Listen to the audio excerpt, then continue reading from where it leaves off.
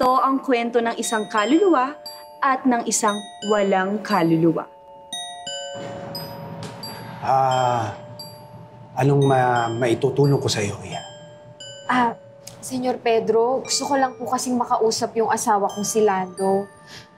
Kahit na alam kong niloko niya ako, nalulungkot pa rin ako na wala na siya. Sige.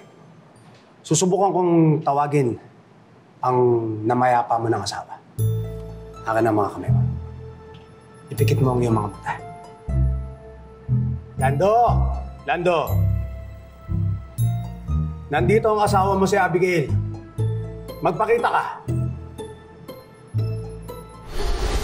Abigail, asawa ko.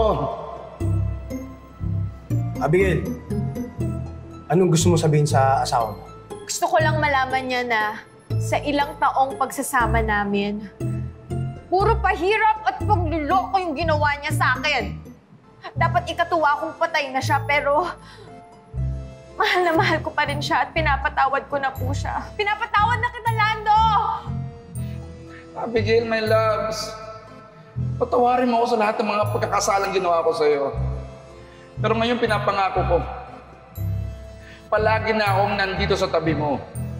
Palagi kitang kakausapin at hindi kita iiwan. Senyor, ano po? May sinabi ba siya? Narinig niyo ba siya? Wala. Hindi siya nagparamdam. Sa tingin ko, payapa na si Lando. Kaya ang advice ko sa'yo, sana maging mapayapa ka na rin. Huwag mo na siyang kukontakin kahit kailan. Uy, sandali. Hindi na sinabi ko, hoy. Kung gusto mo ganito, isulat mo yung contact number mo, tapos susubukan ko ulit kontakin yung asawa mo. Huwag mo na siyang kukontakin ulit. Ako nang bahala kumontak sa kanya at kukontakin kita, ha? Salamat po, Senyor Pedro. Ay, huwag mo na ako tawagin, Senyor Pedro. Pete na lang. Salamat, Pete. Sige.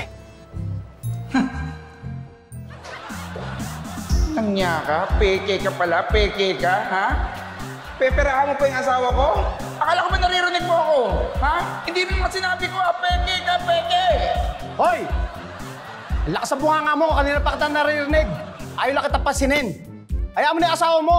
Buti nga, namatay ka. Huwag mo na siyang guguluhin. Huwag mo na siyang kukontakin. Liligawan ko yung asawa mo. 0927. Yun ang tinatawag na ghosting. Anytime, anyone, anyhow. Halika manood at sumigaw. Anywhere in the